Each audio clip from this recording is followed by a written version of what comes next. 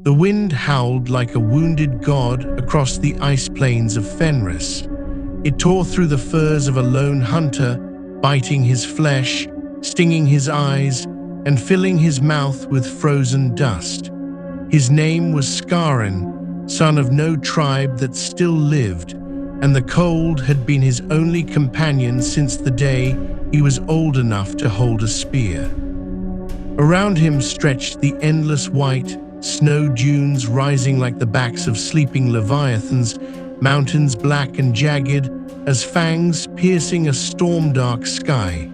Somewhere far beyond the ridges lay the sea, where icebergs ground together like the bones of titans. Fenris was alive, and it hated all who walked upon it. Skarin moved silently across the tundra, his breath-forming mist that drifted upward and vanished into the wind. In his hand, he carried a long hunting spear, carved from the rib of a sea beast and tipped with a shard of black stone. His prey, a frost stag, had been wounded by one of his traps and was bleeding a bright crimson trail into the snow. He followed that blood as if it were life itself. The hunt was more than survival on Fenris. It was worship. To hunt was to prove that you still belonged to the world. To kill was to offer tribute to the spirits that ruled the storm. And to fail was to die and feed the next hunter that came along. He found the stag at last, collapsed beside a cracked ice shelf. Its breath came in heavy bursts, eyes wild with fear. It turned toward him, its antlers rimed with frost, and Skarin saw in them a reflection of his own fate, proud and dying. He spoke softly, words older than the tribes. The wind takes all things, but the strong choose how they die. Then he drove his spear through the beast's throat. The blood hissed as it hit the frozen ground. He knelt beside it for a long while, his hand pressed against its flank as the life faded beneath his palm. When it was done, he cut what meat he could carry, tied it in furs, and began the long trek home. Night came fast on Fenris. The sun sank behind the glaciers, and the sky bled red and violet. The stars burned bright, cruel, and cold. Skarin moved quickly. He knew what hunted when darkness fell. He was still an hour from the village when he saw the smoke. At first he thought it was the mist rising off the ice, but then came the sound, distant screaming, the clash of metal, the roar of fire. His heart turned to ice. He dropped the meat and ran. Over the ridge, he saw it, his village consumed by flame. Dozens of longboats had crashed against the shore, their sails black and torn. Raiders from another tribe, or worse, outcasts, were pillaging through his home. Men and women were dragged through the snow. Children screamed. The air was filled with the sound of axes on bone. Skarin's fury drowned out the cold. He charged down the slope, his spear low, his feet barely touching the ground. He caught one of the raiders, a giant in furs, his face painted with ash, and drove his spear clean through his chest. The man fell without a sound. But there were too many. The raiders turned toward him, a dozen shadows, axes gleaming red in the firelight. Skarin pulled his weapon free, ready to die standing. He roared into the night, a sound more beast than man. And then the sky split open. It began with thunder, not from the clouds, but from the heavens themselves. A sound like the growl of gods rolled over the tundra. The raiders froze, looking upward. Skarin followed their gaze. From the darkness above, metal shapes descended, massive, black, and wreathed in fire. They screamed as they fell, striking the ground with the force of falling stars. The shockwave knocked Scarron off his feet. He covered his head as snow and flame rained down around him. When he looked up, the world had changed. The things that emerged from the drop pods were not men. They were giants, each clad in armor the color of storm clouds, their eyes glowing like wolves in the dark. Bolters roared in their hands, spitting thunder. The raiders were torn apart like meat before them.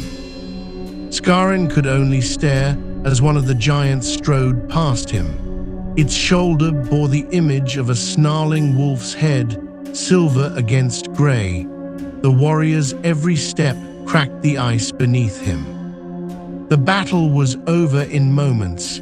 Where the raiders had stood, there was only smoke, blood, and silence. The giants gathered in a circle near the burning huts, speaking in a low language that made the air hum. Scarron crawled closer, heart hammering. He couldn't understand their words, but one of them, an old warrior with a mane of grey hair spilling from his helm, looked straight at him. Their eyes met, and in that instant, Scarron felt it, a pull deep within his bones, ancient and terrible.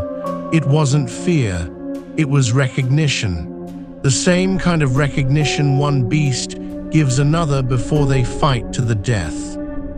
The old warrior raised a gauntleted hand and motioned him forward. Scarron hesitated. "Come, cub," the warrior said, his voice like distant thunder.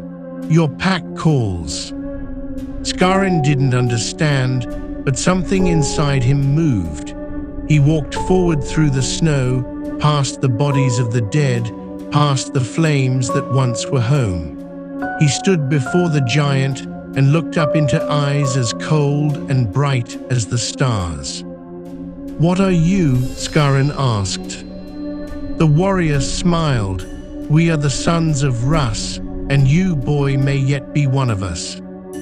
He placed a massive hand on Scarron's shoulder. The weight of it felt like the world itself. Behind him, another warrior knelt, examining the corpses of the raiders. "This one fought with fury," he said, nodding toward Scarron's fallen prey. "No fear in him, the blood sings strong." The old warrior nodded. "Then he will be taken to the Fang." Scarron frowned. "The Fang?" "A mountain," said the old one, "a fortress, a home for wolves." The warrior's tone darkened, almost like a warning. "If you live through what comes next." Before Scarron could speak again, the old warrior lifted him by the arm as easily as a child lifts a stick. He tossed him toward the drop pod. Inside, it smelled of oil and death. Strange runes glowed on the walls. Scarron's instincts screamed at him to run, but something stronger held him still. He was not prey anymore. The hatch sealed with a hiss. The pod shuddered, and then the world fell away. He awoke hours or years later. Time meant nothing inside that coffin of steel. When the doors finally opened, a rush of freezing air hit him like a hammer. Before him rose the Fang, a mountain so tall it swallowed the sky, its peak lost in storm clouds. Its cliffs were carved with the faces of wolves, each one howling in silence. Great gates of black iron stood open, and beyond them, the flicker of golden light. Scarron's breath caught in his throat. He'd thought nothing could frighten him after Fenris's wilds. He was wrong. The warrior who had brought him here turned, his armor glistening with frost.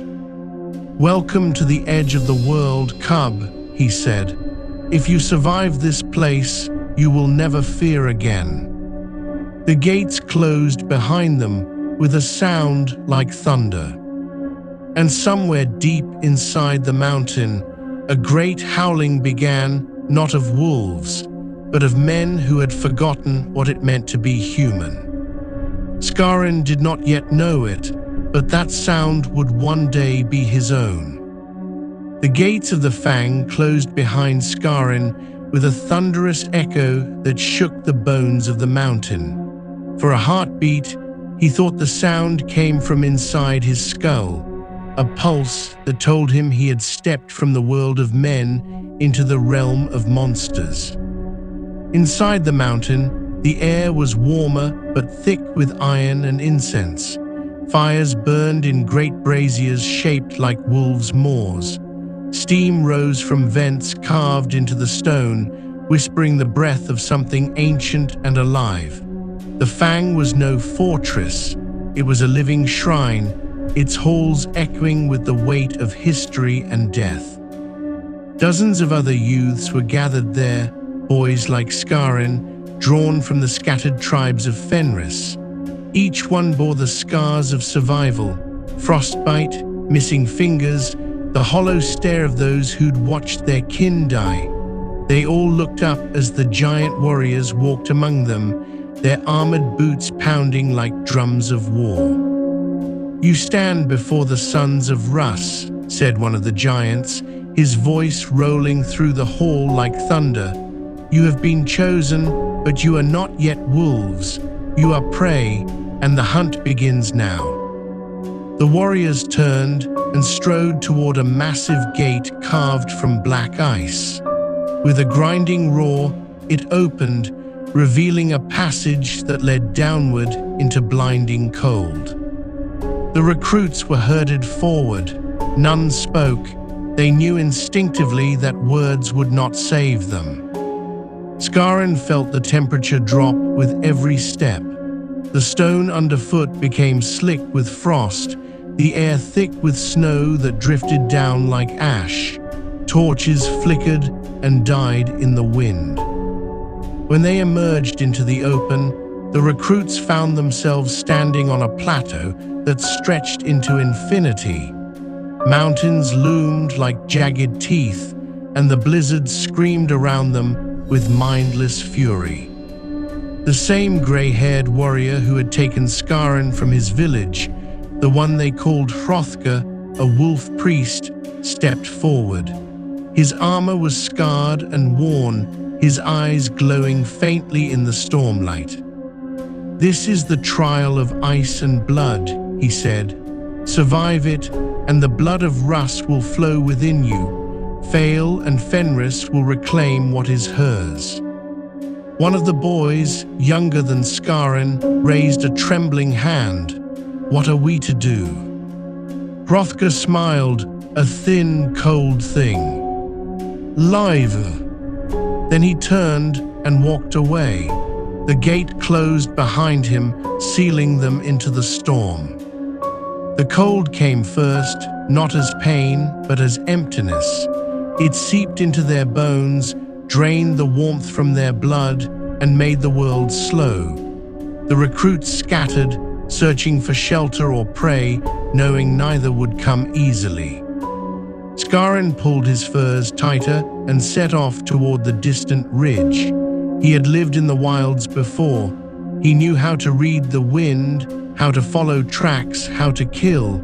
But this was different. The air itself seemed hostile. The snow fell so thick he could barely see his hands. He moved until his legs numbed and his lungs burned. Around him, he heard faint cries, the other boys, lost in the blizzard. Some called for help, others simply screamed. Hours passed, or maybe days. The sons of Fenris offered no light, only a dim glow through the storm. Scarron's body screamed for rest, but instinct drove him forward. He remembered the old saying of his tribe, "A dead wolf sleeps, a live one hunts." He found footprints, large, deep, and fresh, not human. Something was stalking him. He drew his crude knife and crouched low, eyes scanning the white. The wind shifted, and for a heartbeat, he caught a scent, wet fur and blood. Then came the growl. A shape burst from the snow, huge and grey, its fangs glinting in the dim light. A frost wolf, easily 3 times his size, its eyes burning with hunger. It lunged, and Scarron barely rolled aside.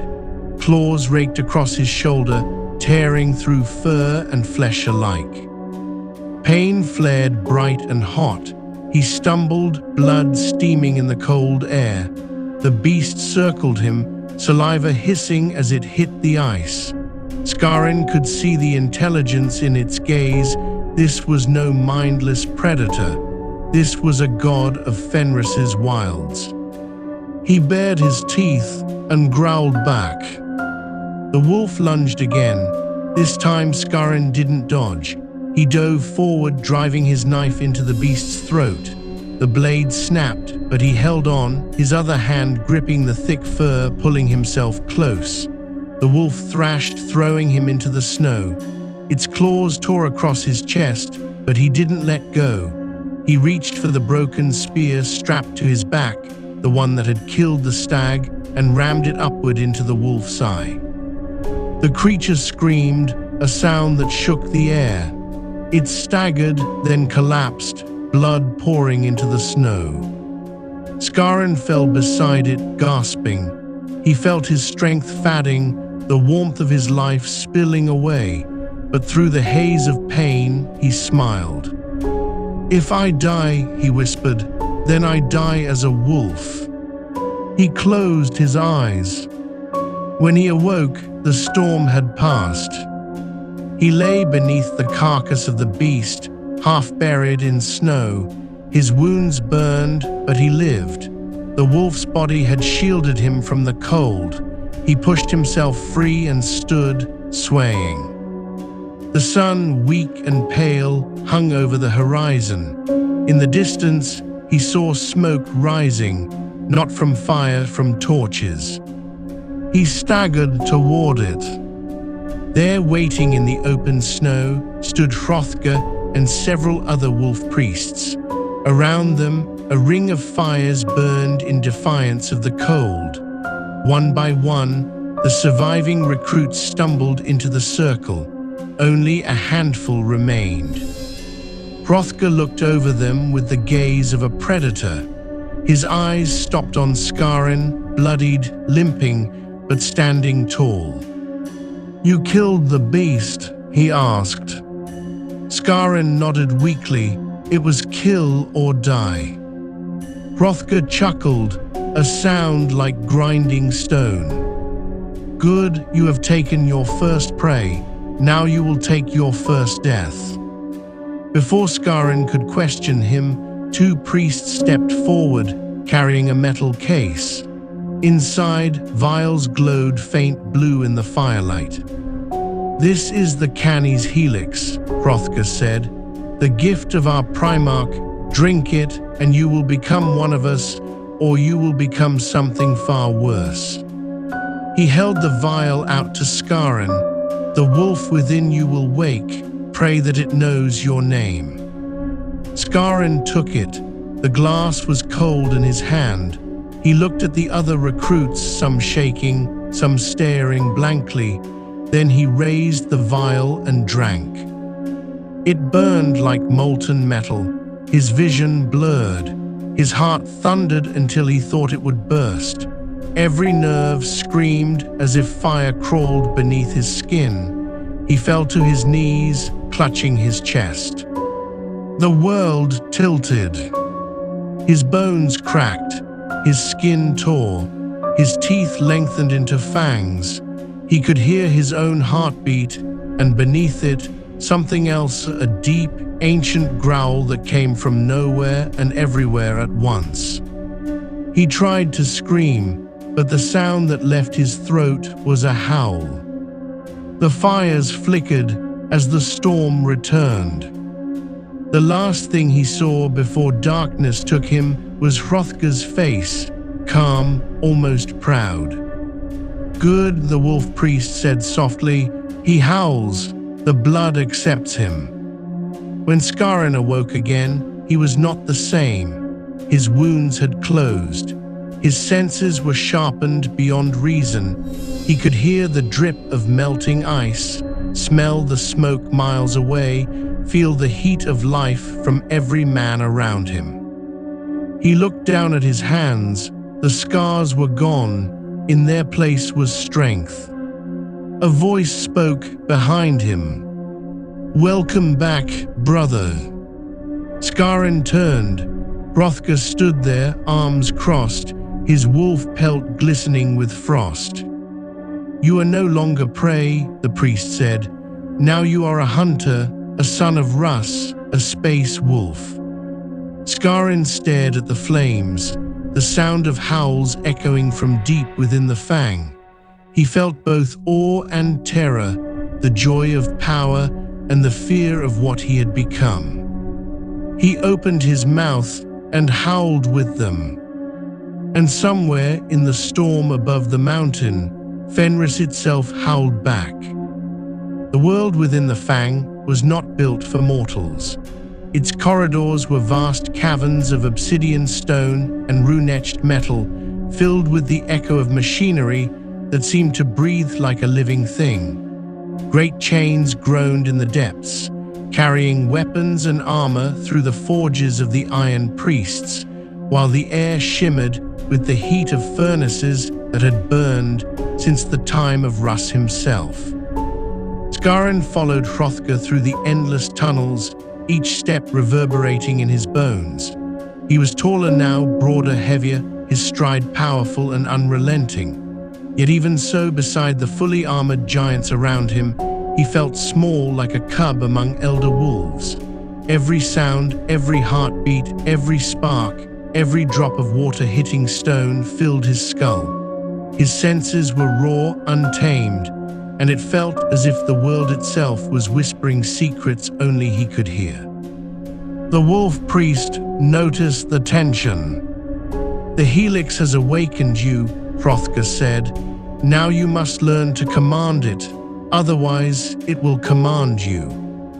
They entered a vast chamber lit by blue plasma fires. Rows of tables stood beneath towering statues of ancient warriors, their visors cracked and worn by time. Here, the newly chosen recruits, the blooded, lay restrained upon iron slabs. Servo skulls hovered above them, their mechanical limbs carrying blades, needles, and glowing instruments. Skarin's instincts screamed at him to run. The air stank of blood and ozone. Some of the recruits were already thrashing, their bodies torn open by machines that whispered in binary prayers. "What is this place?" he demanded, voice hoarse. "The next trial," Hrothgar replied calmly. "The forging. You survived Fenris. Now you must survive the Emperor's hand." The wolf priest gestured, and servitors descended upon Skarin. He felt metal clamp around his wrists and ankles. A cold liquid hissed into his veins, numbing everything except his fear. His vision blurred as a dozen lenses and arms lowered over him, each one ending in a surgical instrument that glowed faintly in the forge light. Hrothgar's voice became distant. "We will implant within you the organs of the Adeptus Astartes, the seed of the Allfather's design. 21 transformations, each one remaking you. If the wolf does not kill you, this surely will." Then came pain, not a moment of it, but an eternity compressed into seconds. Blades sliced open his flesh. Machines drilled into his spine and chest. Fluid burned like acid through his arteries. The first implant, the secondary heart, was driven into him like a living parasite. His body convulsed as it synchronized with his natural pulse. Then came the osmodula, a device that rewrote his skeleton from within, flooding it with enzymes that hardened his bones until they sang under pressure. He screamed until his throat tore. Hours became days. Days became delirium. He floated between life and death, the world shifting between the real and the unreal. He saw visions, the faces of warriors long dead, wolves howling across frozen seas, and the shadow of a giant figure watching over him from the stars. When his vision cleared again, Hrothgar was there, his expression grim. "You live," he said simply, "few do." Scarrin tried to speak, but only coughed up blackened blood. His body ached in places that no longer felt human. His senses had expanded further. He could hear the hum of power conduits in the walls, the faint pulse of hearts from the other recruits, even the growl of machinery far beneath the floor. He wasn't the same. He could feel his own strength, and it terrified him. Over the following weeks, the surgeries continued. With each operation, more of his humanity slipped away. He received the hemastamen, strengthening his blood, the biscopia, swelling his muscles with unnatural mass, and the catalepsian node, which stripped away his need for sleep. There were nights when he lay awake, though night meant little within the eternal forges of the Fang, staring at his hands. They no longer belonged to the boy from the ice. They were weapons. He could crush stone with his grip. His skin had grown pale, marked by faint veins of silver.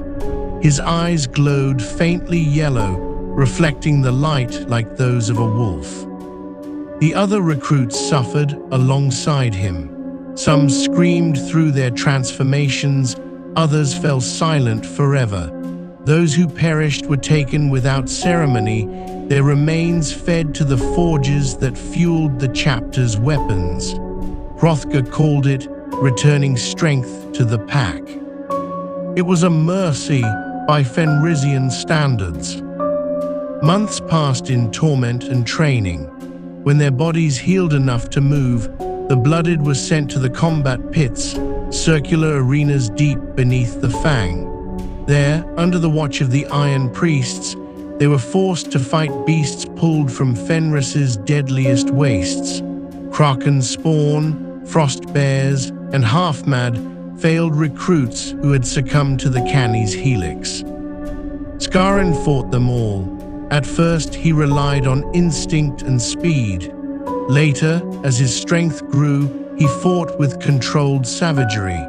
His body was faster than thought, his reflexes sharpened to a knife's edge.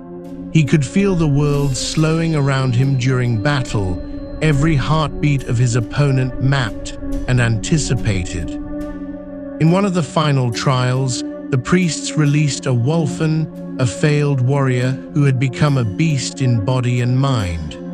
The creature was massive, its fur matted with blood, its claws dripping with filth. It roared, and the sound shook the arena. The blooded hesitated, but Scarrin stepped forward. The Wulfen lunged, claws slicing the air. But he met it head-on. They collided with a force that shattered the stone beneath them. The beast's claw tore open his shoulder, but Scarrin didn't stop. He drove his knee into its ribs, headbutted it, bit into its neck with sharpened teeth, and tore free a mouthful of blood and fur. He fought like an animal, because somewhere inside he was one. When the beast finally fell, Scarrin stood over it, chest heaving, his mouth dripping crimson. He didn't remember stopping. The crowd of warriors watching from the ledges above, space wolves of full rank, began to howl in unison. The sound filled the cavern, rising higher and higher until it became one vast, terrifying chorus. Hrothgar smiled from above, his teeth flashing in the firelight. "He fights like one of us," the priest growled. "The wolf accepts him." In the following weeks, Scarrin was presented with his final trial, the rite of the Black Carapace, the ultimate implant that would forever bind him to the armor of the Adeptus Astartes. It was not only a surgery, but a sacrament. He was taken to a chamber lit by rune flames, where the walls were carved with the sagas of the All-Father and the sons of Rus. Hrothgar stood before him with a blade of adamantium, its edge wreathed in psychic fire. "Kneel," the wolf priest commanded. Scarron did. "From this moment, you are no longer man, no longer child of Fenris. You are of the All-Father's blood. The ice of your world forged your body, now faith will forge your soul." With a motion too swift for mortal eyes, Hrothgar drove the blade into Scarron's chest, not to kill, but to open. He carved sigils into his flesh, the ancient runes of the Valka Fenrica, and pressed into the wounds a black living metal that writhed and burned. Scarron screamed, the sound echoing through the chamber. The carapace sank into him, melding flesh with iron, blood with circuitry. When the process was complete, he fell forward, gasping. Hrothgar placed a massive hand on his shoulder. "Rise, brother. The wolf is now part of the machine. You are ready to wear the skin of the gods." As Scarron stood, a new awareness filled his mind. He could feel the hum of machinery within his veins, the call of the armor that awaited him. It was as if the very essence of the chapter now lived inside him. He was no longer prey nor hunter. He was something beyond both, a weapon carved from bone, blood, and destiny. And above, deep within the endless halls of the Fang, the war drums of the space wolves thundered like the beating of a colossal heart. When Scarron awoke, he was no longer in the Fang. The world around him thrummed with a constant, metallic pulse, the living heart of a starship. The air was sharp with the tang of recycled oxygen and machine oil. For the first time since his rebirth, he was beyond the skis of Fenris. He rose from his slab, feeling the weight of the power armor around him, his armor, crafted and sanctified by the Iron Priests. It clung to his flesh as if it had grown from his skin, responding to every movement, every thought. The runes carved into its ceramite plates glowed faintly blue, flickering like the ghosts of Fenris's auroras. His armor designation glimmered on the shoulder plate, Scarron of the 13th Great Company, the Blooded Fang. As he stepped out into the corridor, he was greeted by a thunderous sound, laughter, guttural and deep. Ahead stood a pack of space wolves, warriors of various ages and scars, their furs draped over massive pauldrons, their eyes shining with the feral light of the helix. At their head was Brother Carlson, a massive figure with braids of silver hair and a face marked by a long claw scar. He struck his chest plate in salute. "So the cub walks in the armor of gods," Carlson growled, his voice half mirth, half jest. "Tell me, Scarron, can you bite as hard as you boast?" Scarron smirked, the expression feeling strange beneath his helm. "You can find out if you like." The older wolf's grin widened. "Ha, the helix burns strong in this one. Good, you'll need it soon enough. We are bound for ice and blood, brother." The ship shuddered as it entered warp. Beyond the viewports, the stars twisted into a torrent of madness, a kaleidoscope of impossible colors and shapes that screamed silently in the void. The Valka Fenrica did not flinch. They toasted to it, drinking from metal flasks filled with Mjod brewed in the halls of the Fang. Days later, the briefing chamber filled with the growl of servo engines and the low chanting of a rune priest, whose staff burned with runes of warding.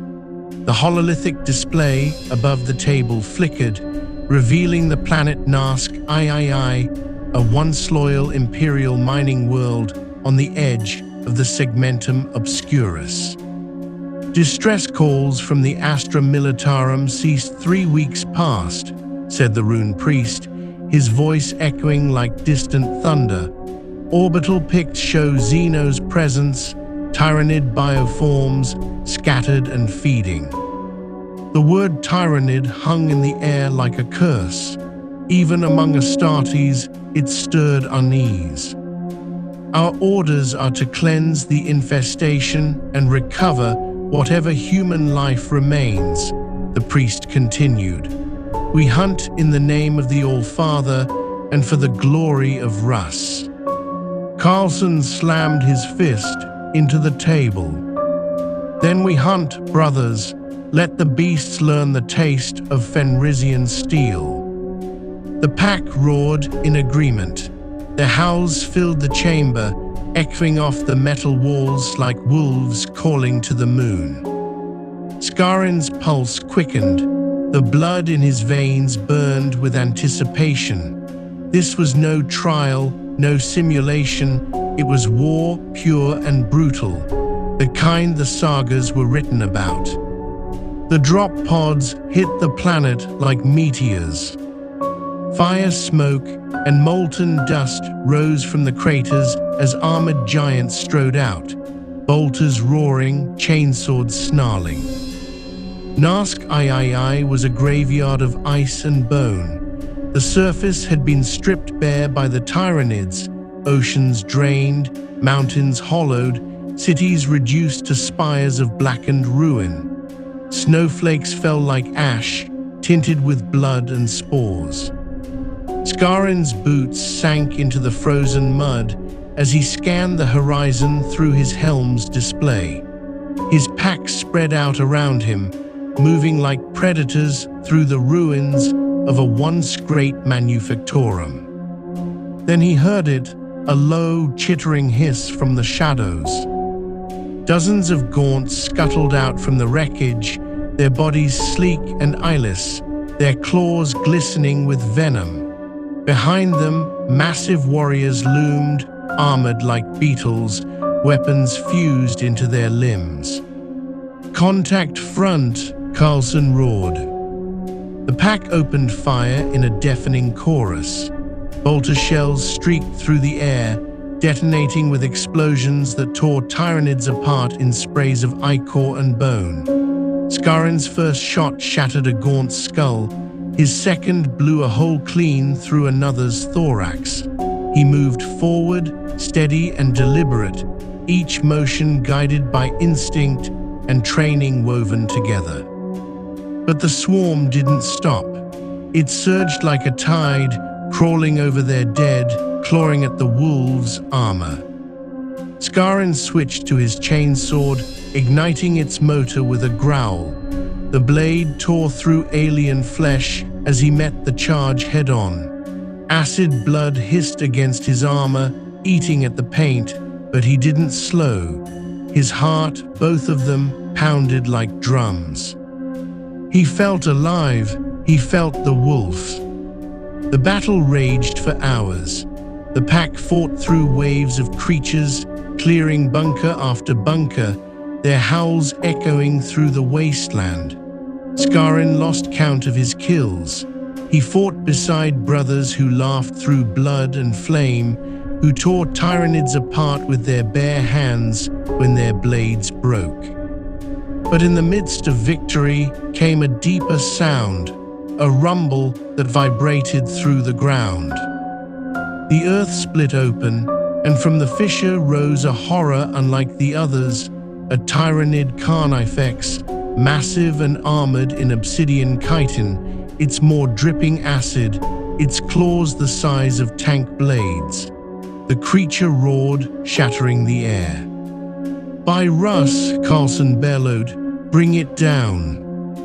The pack unleashed everything, rockets, melter fire, bolters, but the beast barreled forward, shrugging off the storm. It slammed into them, crushing one wolf beneath its claws. Scarran charged. He leapt onto the Carnifex's back, his chainsword screaming as he drove it into the gaps of its carapace. The monster reared, screeching. He held on with a snarl, tearing deeper until acid sprayed across his armor. His display flashed warnings: armor breach, blood loss, system failure, but he didn't care. He reached for the beast's head, ripped open its jaw, and jammed a frag grenade into its throat. He jumped clear an instant before it exploded. The Carnifex's head disintegrated in a blast of bone and green mist. The body toppled, crushing lesser creatures beneath it. Scarran landed hard, rolling through the snow, his armor cracked and smoking. Carlson approached, laughter booming through his vox.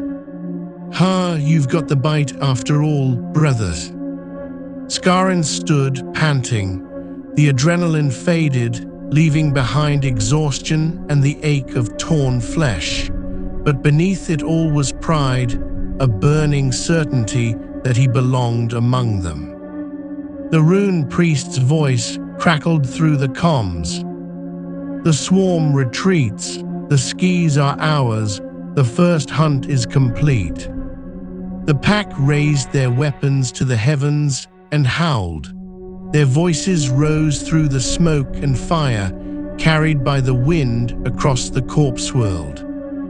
For Scarran, it was the first of many hunts, and the first time he felt the weight of what he had become. He was no longer human, no longer a son of FENRIS villages. He was a space wolf, the Emperor's beast, born of ice and blood, bound to war forever. The storm over FENRIS howled like a chorus of ghosts. Lightning slashed across the sky, carving brief shapes of burning silver over mountains of ice and fire.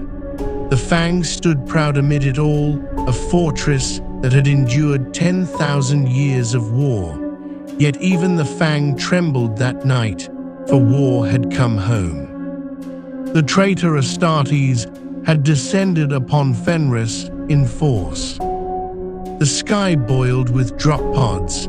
Fire rained from orbit as chaos warships tore through the void.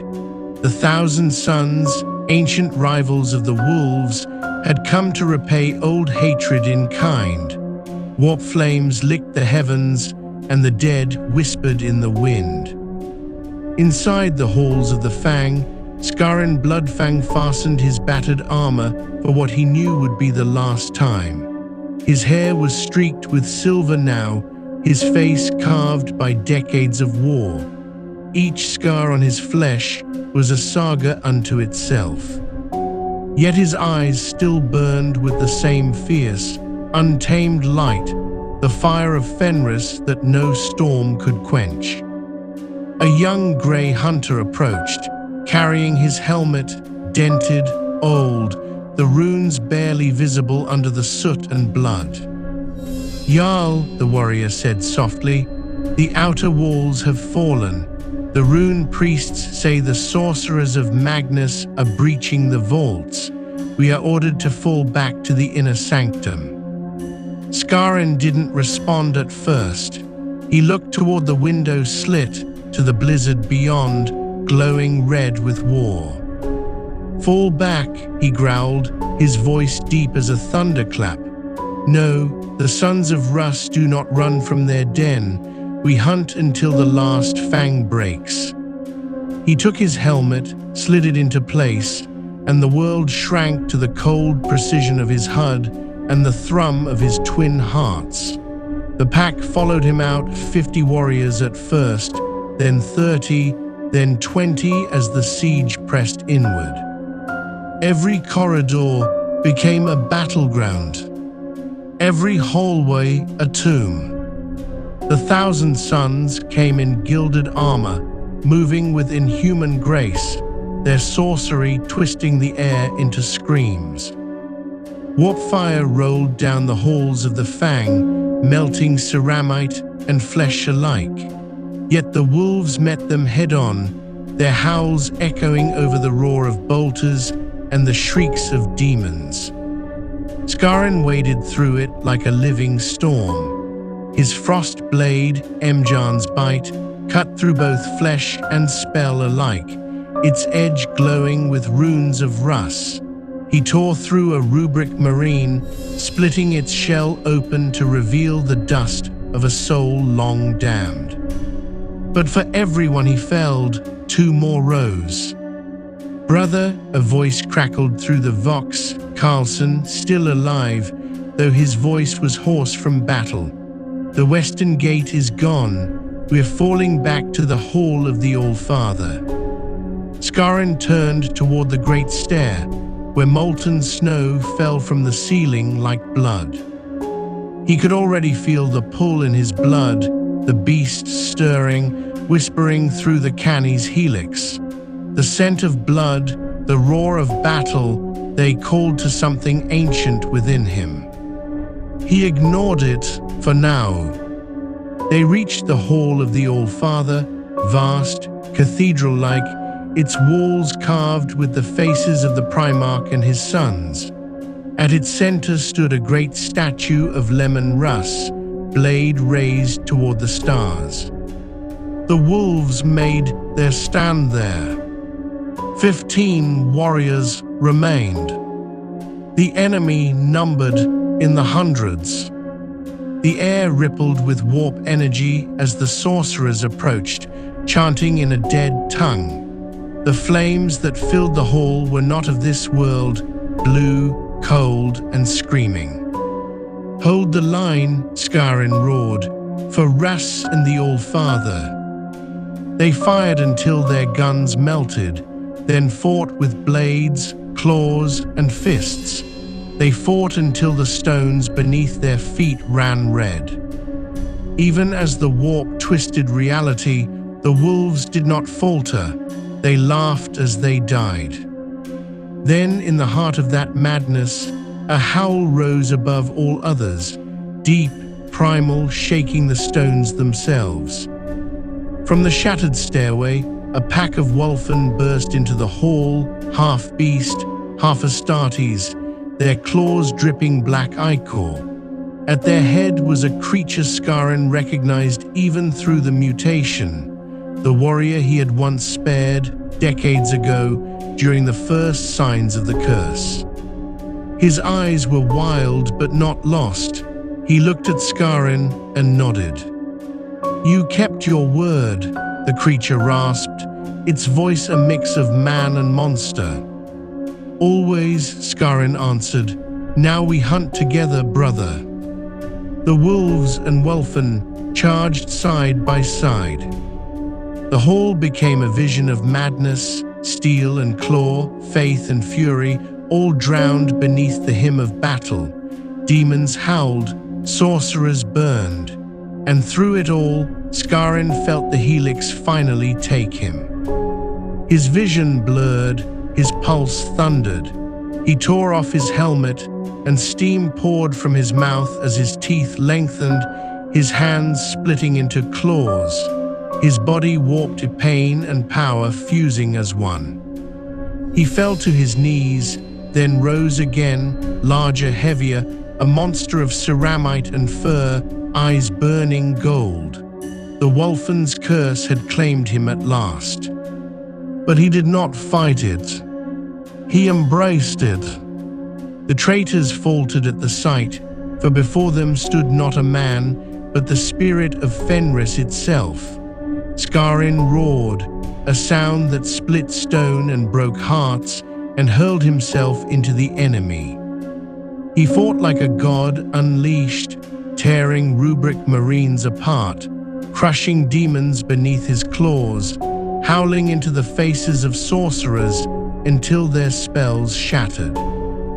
Even as the hall collapsed, he pressed on, pushing through the warp flames toward the greatest of the invaders, a demon prince of Tzeentch, wings of glass and flesh spreading wide, its laughter echoing across realities. "Mortal beast," it hissed, You are nothing but meat and madness." Scarrin lunged. Their battle tore through the collapsing hall, through statues and walls, through blood and rubble. The demon prince struck him down again and again, but the Wulfen rose each time, claws drenched in fire and ichor. At last, the creature raised its talon for a killing blow, and Scarrin caught it, locking it in his iron grasp. He dragged the demon closer, face to face. "Then let madness devour you," he growled, and drove both of them into the pit below. The ground gave way. They fell together into the burning chasm beneath the fang, a spiral of light and shadow ending in silence. When the fires died and the storm broke, the wolves of Fenris found only ruins where the hall had stood. Of Scarrin there was no sign, only claw marks scorched into the stone and the torn half of his wolf pelt fluttering in the wind. Some said he died in the fall. Others claimed he had become one with the helix, neither man nor beast, but something eternal. And on the coldest nights, when the auroras burn red and the wind howls across the mountains, the rune priests swear they hear him, a distant, haunting cry that shakes even the strongest hearts. A wolf's howl, calling from beyond the storm. A saga of brotherhood, curse, and sacrifice, a reminder that even among gods, there are beasts who fight for honor.